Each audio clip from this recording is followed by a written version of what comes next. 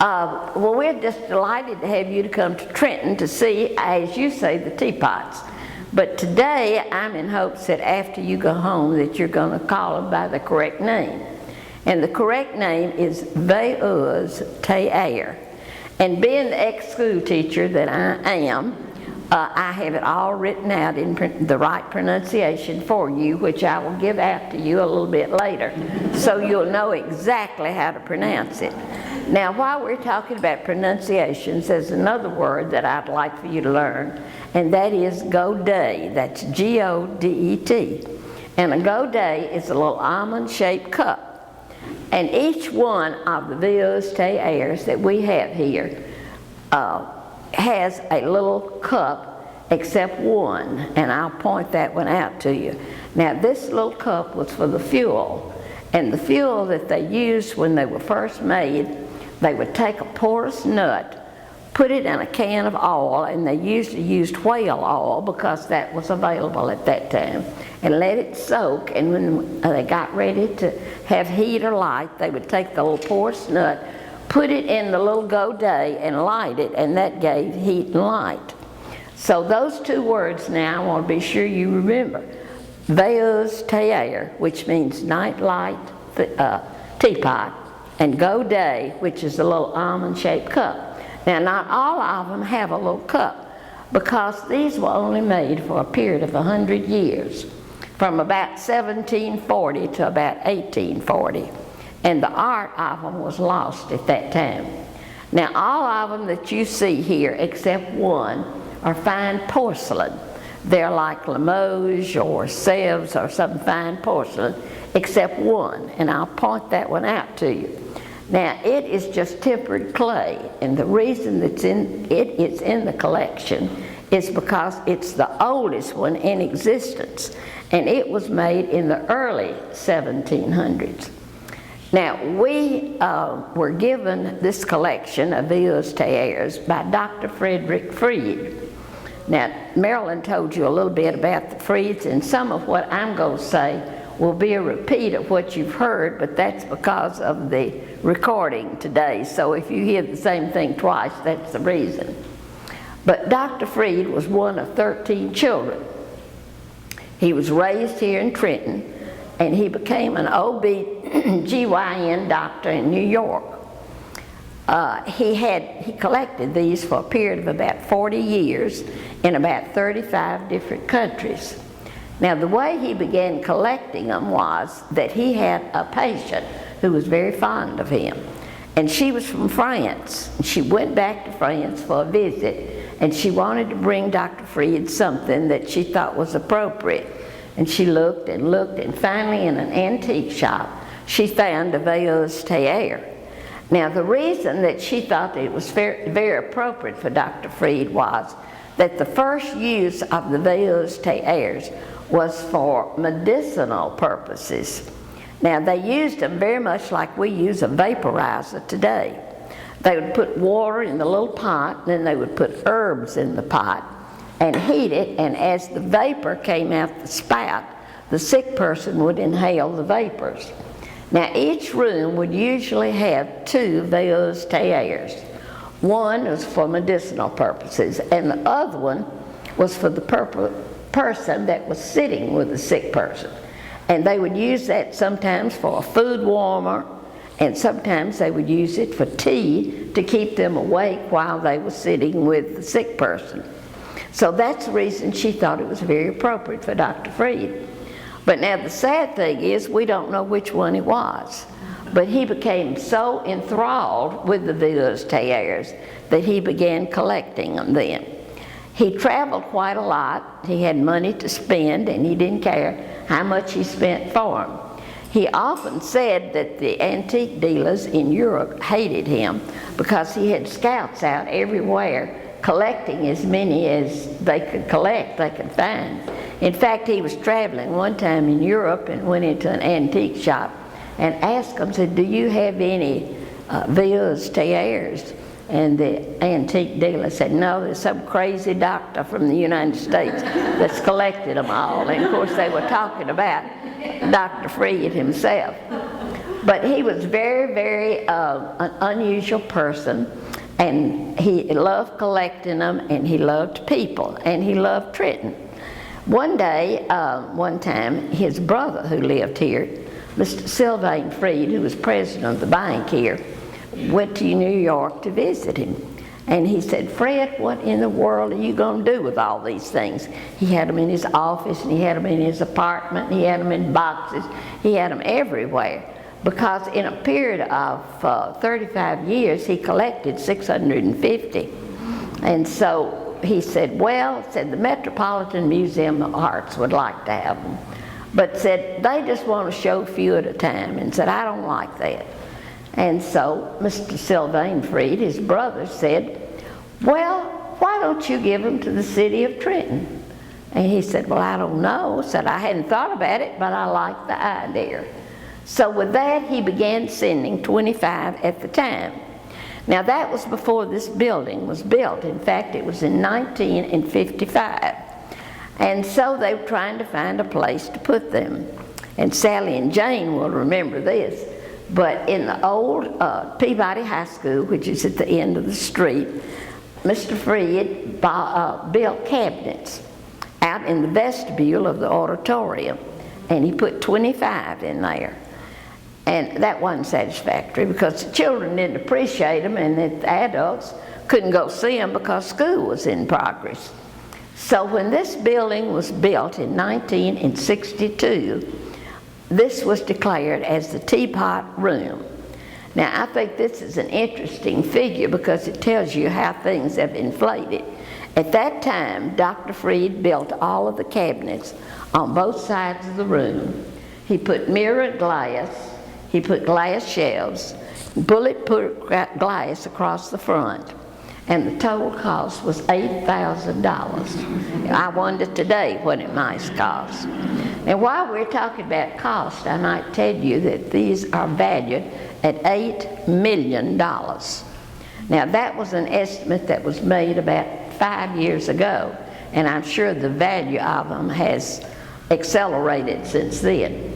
Now, Dr. Freed gave these to the city of Trenton with two stipulations. One was they would all be shown at the same time, and the other one was that you would never charge for it. So this is one of the few museums that you'll ever go in that there's no charge to, which you're very fortunate, but the city of Trenton has come out on the little end of the deal because it's been kind of expensive to keep this going. But we're very proud of them, and we're glad that you came to see them today. Now each year in April we have the Teapot Festival, and each year we feature one Vieux Théâtre. So when you walk around and look at them, you may see a little pin out beside them, and when you do, that is one that was featured. And every year when one is featured, we have little pins made, and these are put beside the ones that were featured so you can tell the ones that have been featured. Now, if you want to put these in categories, they really can be put in categories, like they're traditional.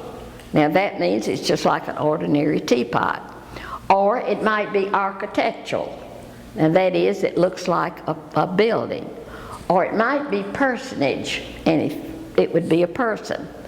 Or it might be grotesque, and that means it looks ugly. There's one I especially don't like that's grotesque that I'll point out to you, and when you see it you'll understand why I feel that way about it. It's a short, fat woman with no neck. So you understand why I don't like that one. And then there's a group that's called hybrid, and the hybrids are the ones that have maybe an animal or a person and an animal, or it will be maybe a combination of several of these others. So as you look at them, you might be able to point out, well, oh, now that's an architectural, or that's a traditional. Now another very interesting thing about our collection, I think, is, and very unusual, that of all of them that were ever made, there were only 100 molds that they were made from, like we do ceramics today. And out of the 100 molds, we have 69 examples. And I think that's pretty miraculous when you think the last one was made in 1850. Now, as we go around and I point out some to you, I'll explain that a little bit more to you. Some of them you'll find that have many, many parts. You'd be surprised that some of them have as many as 8 parts to them. Some of them don't have but 2 or 3 parts to them. So when you look at them, it's interesting to pick out the spout and the handle and the godet. Now that's 3 things that you try to find. Sometimes to find the spout, you have to take the hat off. And if you take the person's hat off, that makes a spout. Sometimes one will have their arm up like this, and that might be the handle to it. So it's interesting when you go around and look at them to try to decide where is the handle and where is the spout. Now, I think to really appreciate, and I know you heard some of this down at the Freed House, but for Paul's benefit, I'm going to go over some of it. We need to know something about the Freed's family because they were such an interesting family. Now, Mr. Julius Freed, who was the father of Dr. Freed, and by the way, this is Dr. Freed's picture. One of our art students in the high school drew this. And this is the Freed house where you've just been and had your lunch. But Mr. Julius Freed was from Prussia, and he was born in 1835. And at that time, the Jews were being persecuted. His father was dead, and his mother knew that he might be persecuted at any time. So when he was 16 years of age, she put him on a freighter. No money, couldn't speak the language, no relatives, and sent him to America. Well, when he got to America, he didn't have any skills, so he became a peddler. And he took his products in a tow sack on his back, like pots and pans or needles and buttons and things like that. And he did real well. So then he bought a mule, and he did well with the mule. Well, about that time, the Civil War broke out, and he had become very Americanized at that time. So he joined the Confederate Army. He was wounded 4 times, and he was taken a prisoner by Abraham Lincoln. When the war was over, he went back to Memphis to be discharged, and the yellow fever was raging. And so they said, if you're not attached and you're not sick, get out of Memphis. We don't even have enough to bury the dead. So he thought, well, what am I going to do? And he remembered that when he was peddling, that he lived in this section of the country, and he liked it. So he came back to Trenton. And when he arrived here, there was one Jewish family that lived here, a Mr. Ebert. And Mr. Ebert had a mercantile business on the square. So naturally, he went to Mr. Ebert. He started clerking for Mr. Ebert. And then he became a partner. And it wasn't long until they enlarged and got bigger and bigger and bigger. So one day, Mr. Ebert said to Mr. Freed, now, Mr. Freed, you know, we've just done wonderful business here.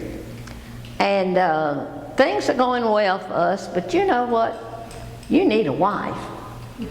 And he said, yeah, I just happen to know the very one for you. It's my sister-in-law. And she lived in St. Louis. So he thought, well, he'd just make a little match here. Now, her name was Miss Henrietta Cohen. Now, Miss Henrietta had had sort of the same background as Mr. Freed. Her father had been a professor of mathematics in Germany, and he too was going to be, was being persecuted. So he sold everything he had, took his cash, and was coming to America to make a home for his family. Well, the next thing they knew, they got word that he had gotten sick, had cholera, and he died, and they had pitched his body overboard. Well, the family always felt that since he was carrying so much money, that they robbed him and threw his body overboard. Well, he had a brother that lived in St. Louis who was a fur merchant. So he sent for the rest of the family, and that was how Miss Henrietta happened to be in St. Louis. Miss Henrietta was well educated. She spoke 5 languages. She played the piano beautifully, and she had a lovely voice. And she was small. She wasn't 5 feet tall, wore hair high on her head, and was a very, very pleasant, outgoing person. Well, she and Mr. Freed hit it right off. And so, wasn't long until they decided to get married. Now, at that time, where the Freed house stands today was nothing but ashes, because it had once been a girls' school, the only girls' boarding school anywhere in this area. And when the Yankees came to Trenton for the Battle of Trenton, they used it for a hospital. And when they left Trenton, they burned it. So there was nothing left but ashes. So Mr. Freed bought that lot where you went today for lunch, where the Freed house is, and he bought that house, that lot, and built that house. Well, he and Miss Henrietta had 13 children, so she had a baby coming along, you know, just about all the time. Now, all 11 of the children lived to be adults. One of them is buried in a Jewish cemetery in Brownsville, Tennessee. And I suppose the reason is that the baby was only 2 months old when it died, and probably the weather was too bad, because the rest of the family are buried in mausoleums in St. Louis. Well, out of all of the family, there were only 2 of the girls that married and 1 of the men that married. Now, the man that married was Mr. Edgar, and he was an attorney, and he moved out west.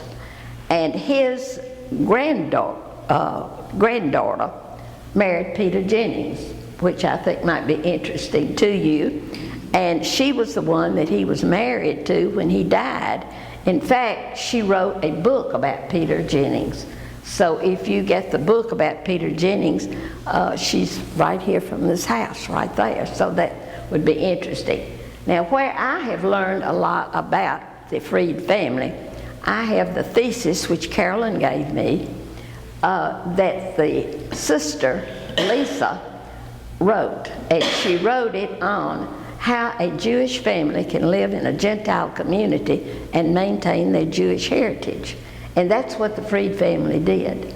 They entered into all of the activities of Trenton, and as Marilyn told you down at the other house about them having their beautiful flowers. And one of the things that she didn't tell you that I think is interesting is they had beautiful rose garden, and they would cut those roses, and each Sunday they would send them either to the Methodist, the Presbyterian, or the Baptist church, which is unusual. Now Jay, which was a son of one of the Freeds, went to the Presbyterian church, and a little funny personal story that I'll tell you, Jay went to the Presbyterian church all the time, so Tommy Harwood, who was a friend of his, went down to join the church one day. And so the preacher said, now Jay said, have you talked to your family about this? And he said, no, but anything that Tommy Harwood does is all right with them. But he went home and talked to his family, and of course he never joined. Mr. Freed was not a religious person. Mrs. Freed was. She was very orthodox. And she maintained all of the Jewish holidays. And every time there was a Jewish holiday, she would say, now Mr. Freed, today is a Jewish holiday. You're not opening the store today. And he'd say, oh no, Mrs. Freed, today's a Jewish holiday. I'm not opening the store. Well, he didn't exactly. There were double doors that opened out onto the courthouse, and there was a single door that opened out onto College Street, this street. And everybody in Trenton that wanted something from Freed's store on a Jewish holiday knew that all they had to do was to go in the back door. And that made Mr. Freed happy because he kept selling, and that made Miss Freed happy because she thought he was observing the Jewish holiday. Another little personal story I think is kind of interesting, and I think Marilyn alluded to this today. Every Christmas they had an eggnog party. You know, Jews don't usually celebrate Christmas, but they did. But every Christmas they had this big eggnog party. And if you were somebody in Trenton that really counted, you were invited to the eggnog party. Now, if you weren't invited to the Freed's eggnog party, you didn't count. Well, Mr. Junie, who was one of the Freed men, was a little bitty short fella, and he walked real fast, and he wasn't as smart as the rest, but he was kind of the gopher of the family. And he thought they were the most boring parties he'd ever seen, so he thought he'd liven it up a little bit. So he took him a little flat of bourbon. He filled it up, and he put it in his pocket. And every time Miss Helen and Miss Kate, that was the two sisters that ran the household, every time they'd go back in the kitchen to replenish the table with food, Mr. Junie would take out his little flat and he'd doctor the punch bowl. And this went on all day. So after the party was over, Miss Helen and Miss Kate said, you know, this is the best party we've ever had. Said people had more fun at this party than any party we've ever had. But I don't think Mr. Junie ever told them exactly what he did. Another little human interest story that I'm going to tell you about, I think it makes you feel like you really know the Freed family better, and which makes you appreciate the Villas Tayers we have. We had a man that lived across the street from the Freeds. You remember Jack Thornton. And so one day he went into the tea room, which was on the square where all of the men gathered every morning at 10 o'clock to tell the news. They weren't gossiping, you know, they just, you know, telling the news of the day. So he went in one day and he said, Boyd, I have some news for you today. And they said, well, Jack, what in the world is it? He said, you know that old man Freed lives across the street from me? Said he died last night. Said, you know what they're going to do? Said they're going to burn him. Then they're going to take him to St. Louis, and they're going to bury him in a museum, and an Arab is going to preach his funeral. Well, you know, actually, they don't believe in embalming. They were going to cremate him, bury him in a mausoleum, and a rabbi was going to do his funeral. But the Freeds were a very, very interesting people. They had more money than anybody else in Trenton, but they were very generous with it. To tell you how they were able to live differently from most people at that time when their children were growing up, we didn't have electricity in Trenton but a few hours a day. And so they had a daughter that was getting married, and she was married to Mr. Tufelt from Jackson, Tennessee. So Mr. Freed, Mr. Julius Freed, rented a train and had all the guests from Jackson to ride in the train to Trenton, and they were met at the depot in Surrey's, and he paid the city of Trenton $25, which was a tremendous amount of money, to leave the lights on from 6 o'clock to 12 o'clock in the Presbyterian church and the Moose Club where the reception was. Now, the reason the Presbyterian church, she wanted to marry in the Presbyterian church because Mrs. Freed said they were the most educated people in town. So that gives you a little idea of what the Freed family were like and how they lived among all of the Gentiles. And still, they kept their Jewish heritage. Now, I'm going to walk around and tell you about some of the Villas Tayers, and you can kind of, I'll just tell you about them, and then when you get up, I'm going to give you a sheet of paper that tells you which ones you might like to see. But I'm going to tell you about them, and then any questions you want to ask later, you can. In the first place, those that are in the back, in those two cabinets, are the ones that were in Dr. Freed's office when he died. And the reason they're back there is that our cases were full, so we had a gentleman here to make those cases, and that's the reason that they are back there. Another thing you might be interested in is the numbering of them. Now the sisters are the ones that numbered them.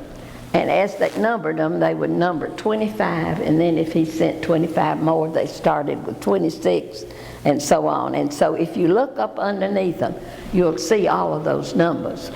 Another thing you'll see up underneath, sometimes you'll see a JP. Now if you see a JP, that means that that was designed by Xvi Collection, and that was Dr. Freed's favorite designer. And if he found one that was designed by Xvi Collection, he didn't care how much it cost. So look for the JP on some of them. Now I'm going to walk around and tell you about some of them, and then when you get up you can take a better look. And I'll start back in this corner because this is where number 1, 2, so on start. We have 3 from the Napoleonic collection, which of course would be very, very valuable. Now the green one right here is probably the most valuable one from the Napoleonic collection because it not only has the N on it, but it has his emblem on it. Now that would be a traditional, because you see it's just a regular pot.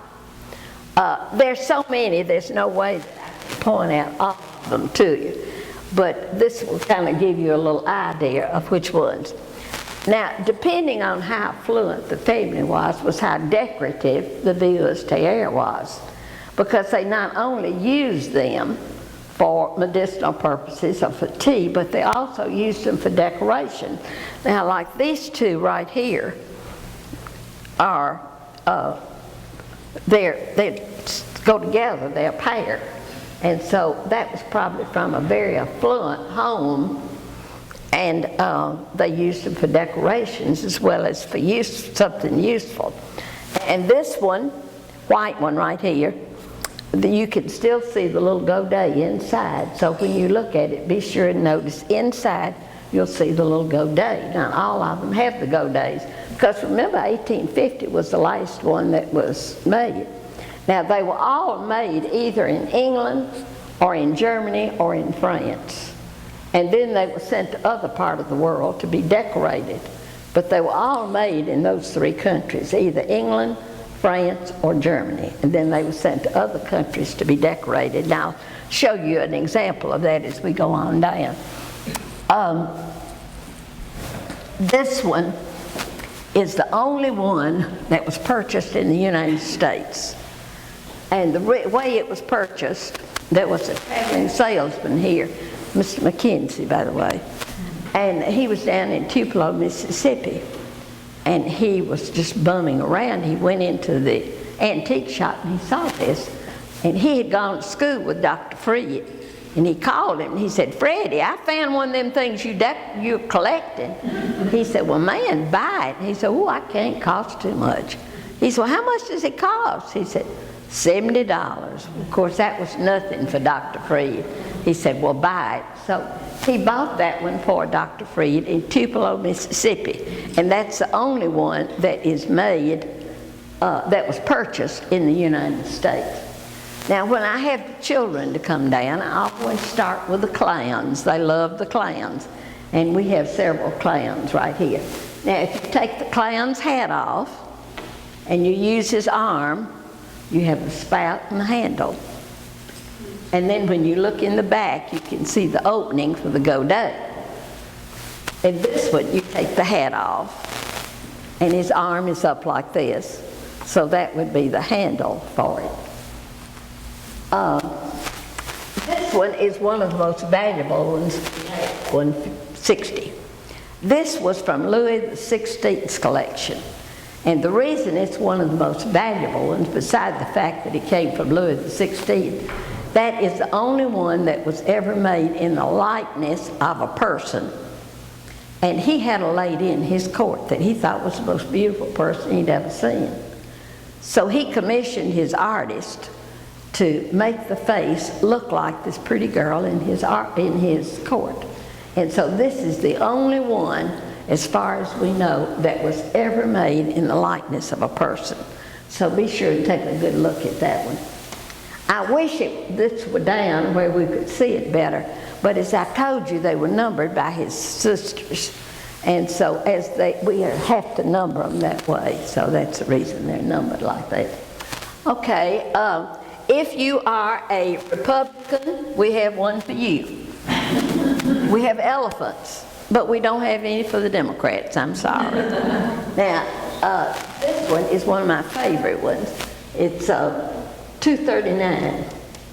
And I think the color in it's beautiful, and it's a little castle. Now this would be truly architectural, you see, because it's made like a building. But the little turrets are so dainty and pretty, and has little teeny steps. So be sure to notice that one. Now on the other side over here, now I told you about some of them I don't like. Here's a grotesque. Here's this fat woman with no neck. Grotesque. I told you about the molds, and this will explain it better. Like this one right here and this one were made from the same mold, but when you look at them, they're entirely different. Now this one was probably left in France, and it has a French influence. This one was probably sent to the Orient because it has an Oriental influence. These are the only two that are alike, and I suppose he just didn't realize he had two alike. We have 527 in our collection here. Now he collected 650. He gave the rest of them as gifts to people. This is the only one, brown one down in the corner, that's the only one that it's not a fine porcelain, and it's a tempered clay. And the reason it's in the collection is it was made in the early 1700s, and it's the oldest one in the world that's left. This is Rebecca at the Well, which I think is a very interesting one. This one right here, 343, is the one that he paid the most for. He paid somewhere between $1,500 and $1,800 for that. And it's done in Basque relief. And it's lithophane, and when it's lighted, you can see it has a Mother Mary holding the baby Jesus. It has a crucifixion, the Lord's Supper, and a cathedral. So be sure to look at it. When it's lighted, all of that is brought out. It's kind of hard to see otherwise. Now this one right here, 339 I believe it is, there was one man, Mr. Howard Graham, who did research on Villa's tears. As far as I know, he's the only person that's ever done research on it. We have his book back here in the cabinet, and this is the personal book that he gave to Dr. Freed, and it has the inscription on it. It's written to Dr. Freed, and there are about 20 of Dr. Freed's pictures of his in the book of research. But he was here one time, and he said this is the most valuable one we have because of the little octagon shapes, and each one represents a conflict of Napoleon, and the little sides match the sides of the pot up here. And he said the gold on this is pure, and that this is the most valuable one. This one commemorates the ascension of the balloons in 1835. This one is from Charles X's collection, and that's a picture of Charles X there. This one is called the Lady of Bonneville, and there's a little story that goes with that. The Lady of Bonneville, this is a children's story. The Lady of Bonneville loved children. Oh, and she wanted children so badly, but she never could have any. So she commissioned a seamstress to make her a bouffant skirt and to open it down the middle. And she would go out in the village, and if she saw a child that she thought was especially attractive, she would open her skirt, take the child, and take it back to the castle and raise it as her own. So this is the Princess of Bonneville with her skirt open and the children inside the skirt. This one is the only double in existence. Now that means two adult people that are put together and make one pot. And that's the only one in the world, and that's called a double. Now this one I like to tell the story about this, and part of it's true and part of it's my story. But that's a wet nurse. And as I told you, the Freed family were the wealthiest family in town, lived in this big house. Right behind them lived a very, very poor family. And Miss Freed kept hearing the baby cry, and that baby cried and cried and cried. So Miss Freed went over and she said, I hear your baby crying all the time. I said, what's the matter with your baby? She said, oh, Miss Freed, my baby's hungry and I don't have enough milk to feed her. She said, well, honey, don't you worry about that. Said, I've got enough milk for yours and mine too. And said, when your baby gets hungry, just bring it over and I feed it. Because I told you she had 13 children. Now that's true. This is my story. I think when Dr. Freed saw this of the wet nurse, that it reminded him the story of his mother. That's my story. Let's see, another one that might be of interest. Oh, there's two back here that I want to tell you about that I think are especially interesting. One is right up here, this little brown one right there.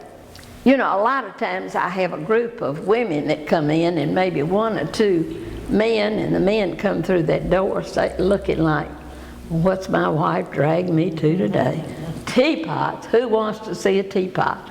So when I see that, I always start with this one. I'll say, now men, I know you were going to think you're going to be bored today, but I want to tell you we have something for everybody. Because this is a vase terre with the wife leading her inebriated husband into the house. So the men think, well, maybe that's not so bad after all. Another one I want to tell you about is this one right here, 263. Now 263 was Dr. Freed's favorite one. And when he would come here, he would point that one out and he'd say, now in Lyon, France, they have one like this. They don't have all the parts. I do. And also, this is the first example of a thermostatic pot. Now, instead of having a godet, if you remember when I started, I told you that all of them had a godet except one. And this one does not have a godet. It has a little glass tube that goes from the top to the bottom. And they would pour hot water in that. And the way they could turn that glass tube would regulate the heat of the water. And so that is supposed to be the first example of a thermostatic pot. Now, that's some of them that I think you would especially be interested in. Here's one with a little pin by it, so it was featured at one time. When you see those, you'll know that's what it means.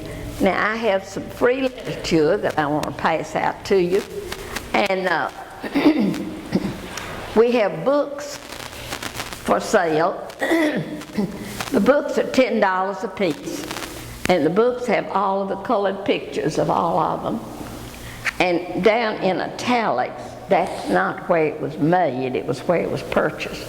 You remember I told you they were only made in 3 countries, England, France, and Germany. So that is where it was purchased. Well, they're $10. And these are postcards, and they're $1, and they have some of them on it. So if anybody's interested in those. Okay, Jane, you want to give those out?